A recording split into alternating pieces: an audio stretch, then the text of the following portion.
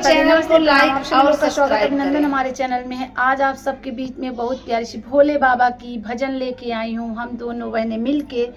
यदि आप सबको पसंद आती है तो प्लीज़ हम लोग को ढेर सारा अपना प्यार दुलार स्नेह जरूर दीजिएगा। यही उम्मीद आप लोगों से करती हूँ कि आप लोग चैनल पे आना तो मेरे वीडियो को फुल वॉच करके अपना एक प्यारा सा कमेंट छोड़ के जरूर जाना। जय माता दी। हो चुनर लाल मांगिला हो लहरेदार मांगिला, चुनर लाल मांगिला हो लहरेदार मांगिला, अपने भोला जी से ही है वरदान मांगिला, अपने भोला जी से ही है वरदान मांगिला। सिंदूरा लाल मांगिला हो चटकार मांगिला, सिंदूरा लाल मांगिला चटकार मांगिला, अपने शिव जी से ही है वरदान मांगिला, अपने शिव जी से ही है वरदान मांगिला।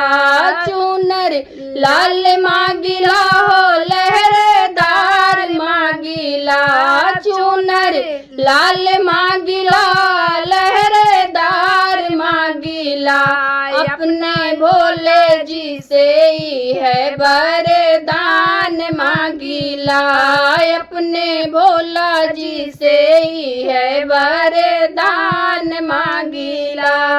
अपने गले के हरवा मोतीदार मांगिला, अपने गले के हरवा मोतीदार मांगिला, मोतीदार मांगिला हो सोनेदार मांगिला, मोतीदार मांगिला हो सोनेदार मांगिला, अपने भोला जी से ही है वरदान मांगिला, अपने भोला जी से ही है वरदान मांगिला।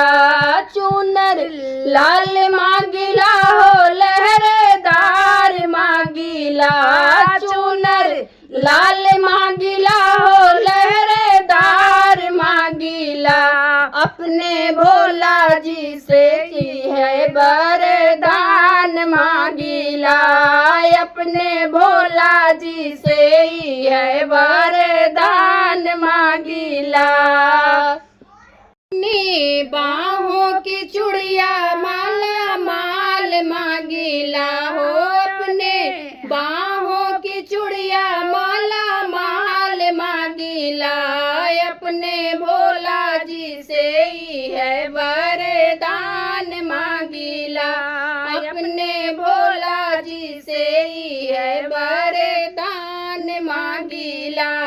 चुनर लाल मांगिला हो लहरेदार मांगिला, चुनर लाल मांगिला हो लहरेदार मांगिला, अपने भोला जी से ही है वरदान मांगिला, अपने भोला जी से ही है वरदान मांगिला। चुनरी लाल मांगिला हो लहरेदार मांगिला, चुनरी लाल मांगिला हो लहरेदार मांगिला, अपने भोला जी से ही है वरदान मांगिला, अपने भोला जी से ही है वरदान मांगिला। पैरों में बिछिया घुंघरूदार मांगिला हो, अपने पैरों के बिछिया घुंघरूदार मांगिला, घुंघरूदार मांगिला हो पाजेब मांगिला, अपने भोला जी से ही है वरदान मांगिला, अपने भोला जी से ही है वरदान मांगिला। चुनर लाल मांगिला हो लहरेदार मांगिला, चुनर लाल मांगिला हो लहरेदार मांगिला, अपने भोला जी से ही है वरदान मांगीला, अपने भोला जी से ही है वरदान मांगीला।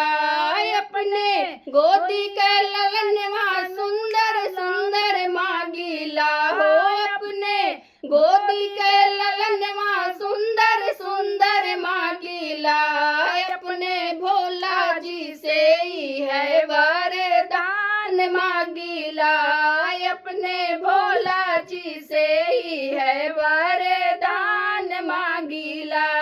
चुनर लाल मांगीला हो लहरेदार मांगीला, चुनर लाल मांगीला लहरेदार मांगीला, अपने भोला जी से ही है वरदान मांगीला, अपने भोला जी से ही है वरदान मांगीला। जय माता दी।